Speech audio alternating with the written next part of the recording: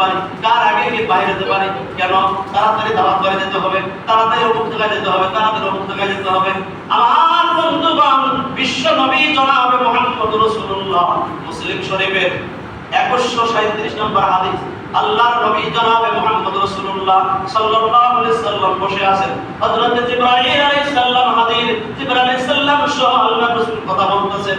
কথা বলতে বলতে হঠাৎ করে একটা শব্দ হয়ে গেল, বিকট শব্দ, অনেক শব্দ, অনেক বড় শব্দ।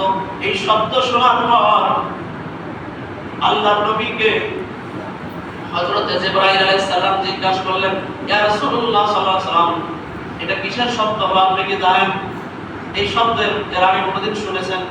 আল্লাহ রাসূল বললেন, জিবরাইল, এই শব্দ আমি কোনোদিন শুনি নাই, এর আগে কোনোদিন পাই নাই। হযরত জিবরাইল আলাইহিস সালাম বললেন, এই শব্দটা হলো আসমানের মধ্যে এমন জায়গায় একটা দরজা আছে, এই দরজাটা কেবলমাত্র আল্লাহ খুলে দিলেন, এই দরজাটা খোলার শব্দ জমিন পর্যন্ত চলে এসেছে। বলে সুবহানাল্লাহ। এই দরজাটা কেবলমাত্র খোলা হয়েছে, এর পূর্বে আর কোনোদিন কোন নবীর আমলের দরজা খোলা হয় নাই। এই দরজাটা শুধু আপনার জীবনে শুধু প্রথম খোলা হলো। এই দরজা খোলার পর একটা ফেরেশতা ওই দরজা থেকে জমিনে নাজিল হলো। প্রথম হলো যে এই দরজা কোনোদিন খোলা হয় নাই, সর্বপ্রথম কেবল খোলা হলো। দ্বিতীয় হলো এই দরজা খোলার পরে দরজা দিয়ে একটা আল্লাহর ফেরেশতা প্রবেশ করলেন জমিনে। এই ফেরেশতা আর জীবনে কোনোদিন জমিনে প্রবেশ করেন নাই, সে উপরেই ছিলেন। এই জীবনের প্রথম জমিনে প্রবেশ করলেন। এরপরে কি হলো? ওই ফেরেশতা নবীজির কাছাকাছি চলে আসলেন।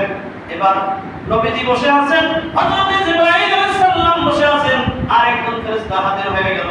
নবীজির সঙ্গে সালাম কালাম হয়ে গেল, নবীজির সঙ্গে কথাবার্তা হয়ে গেল। ফেরেশতা বলে, ইয়া রাসূলুল্লাহ সাল্লাল্লাহু আলাইহি সাল্লাম, আপনি একটা শব্দ শুনেছেন? বলে, হ্যাঁ শুনেছি। এই শব্দ কোন নবীর আমলে হয় নাই, শুধু জীবনের প্রথম এই দরজাটা খোলা হলো। আর আমি ফেরেশতা জীবনে কোনোদিন দুনিয়াতে আসতে পারি নাই, আজকে আমার সুযোগ হয়েছে। আল্লাহ তাআলা আমাকে আপনার কাছে, আপনার নিকটে প্রেরণ করেছে, পাঠাইছে দুইটি নূরের সংবাদ দেওয়ার জন্য। বলে সুবহানাল্লাহ। কয়টি নূর? দুইটি নূরের সংবাদ দেওয়ার জন্য দুনিয়াতে প্রেরণ করা হয়েছে, আমাকে পাঠানো হয়েছে। তবে কোন নবীর কাছে এই দুইটি নূরের সুসংবাদ দেওয়া হয় নাই, শুধু আপনাকে দেওয়ার জন্য এসেছি। এমনকি তাওরাত, জাবুর, ইনজিল এই কিতাবগুলো তো এই নূরের সংবাদ দেওয়া হয় নাই। বলে না সুবহানাল্লাহ। শুধু একমাত্র আপনার উপর দুইটি নূর নাযিল করা হয়েছে, আর এই দুইটি নূরের সুসংবাদ দেওয়ার জন্য আমাকে এখানে প্রেরণ করা হয়েছে। দুইটি নূর কি? প্রথম নূর হলো সূরাতুল ফাতিহা, সূরাতুল ফাতিহা। প্রথম নূর হলো সূরাতুল ফাতিহা, আর দ্বিতীয় নূর হলো সূরাতুল বাকারা। সূরাতুল বাকারার শেষ 3 আয়াত, সূরাতুল বাকারার শেষ 3 আয়াত। ফেরেশতা আল্লাহর রাসূলকে বললেন, ও নবীজি, আল্লাহ তাআলা আপনাকে যে কোরআনুল কারীম নাযিল করেছেন, এটা হলো প্রথম নূর।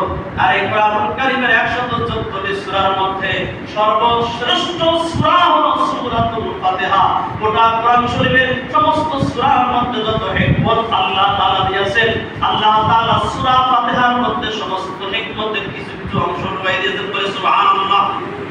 এই সূরাতুল ফাতিহা কোন ইমানদার ব্যক্তি যদি একবার তেলাওয়াত করে, আল্লাহ খুশি হয়ে তার জীবনের গুনাহ মাফ করে দিবেন। বলে সুবহানাল্লাহ।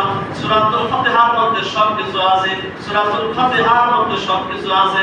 আল্লাহ রাসূল সাল্লাল্লাহু আলাইহি সাল্লামের কাছে এই ফেরেশতা বললেন, ও নবীজি, কোন আপনার উম্মত যদি ইশার নামাজ পড়ার পর ঘুমানোর পূর্বে মাত্র একবার সূরাতুল ফাতিহা পড়ে, একবার সূরাতুল ফাতিহা পড়ে, আর সূরা বাকারার শেষের 3 আয়াত, আমানা রাসূলু বিমা উনজিলা ইলাইহি মির রাব্বিহি, এই শেষের আয়াতগুলো পড়ে তেলাওয়াত করে ওই ব্যক্তি যদি ঘুমায় যায়, ফেরেশতা বললেন, ও নবীজি, আল্লাহ তাআলা শুধু আপনার উম্মতকে এই মর্যাদা দান করলেন যে আপনার উম্মত শুধু ইশা নামাজের পর যদি কোনো ব্যক্তি সূরাতুল ফাতিহা তেলাওয়াত করে আর সূরা বাকারার শেষের 3 আয়াত তেলাওয়াত করে ঘুমায় যায়, অন্য ব্যক্তি সারা রাত জাগিয়া দাঁড়াইয়া বসিয়া ইবাদত করলে যতগুলো সওয়াব হইতো, আল্লাহ তাআলা ওই ব্যক্তির নামায় সারা রাত ইবাদত করার সওয়াব দান করেন। বলে সুবহানাল্লাহ।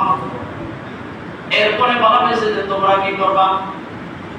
তোমরা চারটি জিনিস করবা, যে চারটি জিনিস, চারটি শব্দ আল্লাহ সবচেয়ে বেশি পছন্দ করেন। কয়টি জিনিস?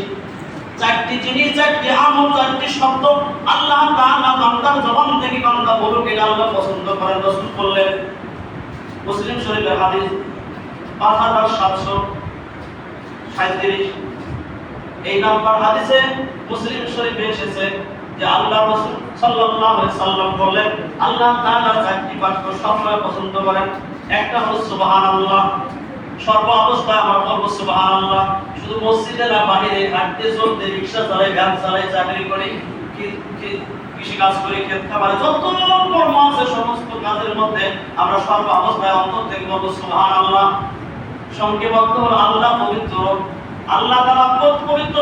সুবহান রাব্বিল আযীম, সুবহান রাব্বিল আযীম। আল্লাহ তাআলা পবিত্র না, মহা পবিত্র, সর্ব অবস্থায় পবিত্র। আল্লাহ তাআলা নিজেই পবিত্র এবং পবিত্রকে ভালোবাসেন বলে সুবহানাল্লাহ।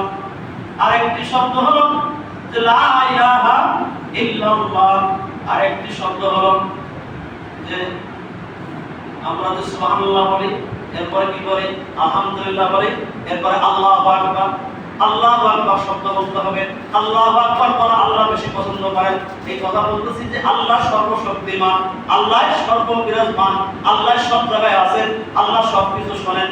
সব সময় যে ব্যক্তি বলবে সুবহানাল্লাহ আর আলহামদুলিল্লাহ আর আল্লাহু আকবার আর লা ইলাহা ইল্লাল্লাহ, এই চারটি আমল যে ব্যক্তি করবে, সর্বপ্রথম কমপক্ষে প্রথম কথা হলো বান্দা যখন বলবে সুবহানাল্লাহ, আল্লাহ তাআলা কমপক্ষে তাকে সঙ্গে সঙ্গে 20টা নেকি দান করেন সুবহানাল্লাহ।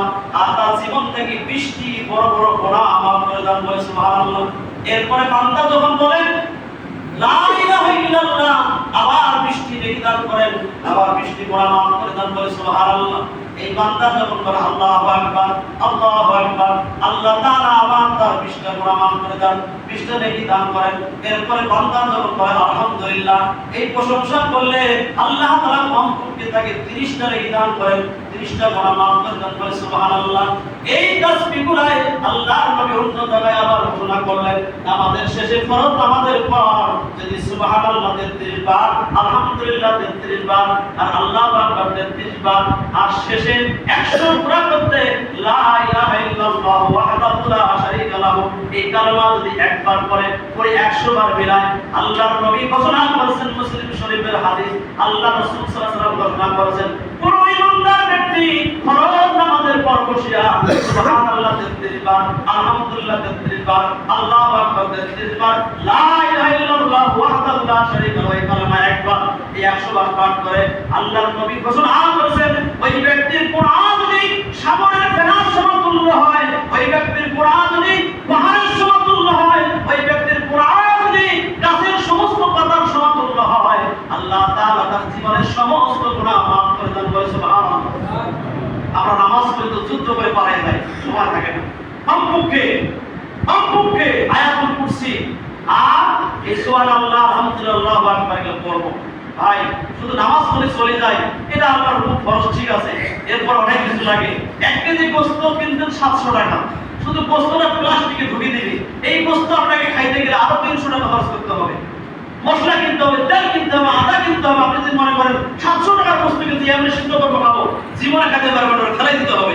ঠিক তাই নামাজ পড়বেন আর 5 বেলা জান্নাতে চলে যাবেন, আমলের দরকার আছে, নেক আমলের দরকার আছে। নেক আমল করবেন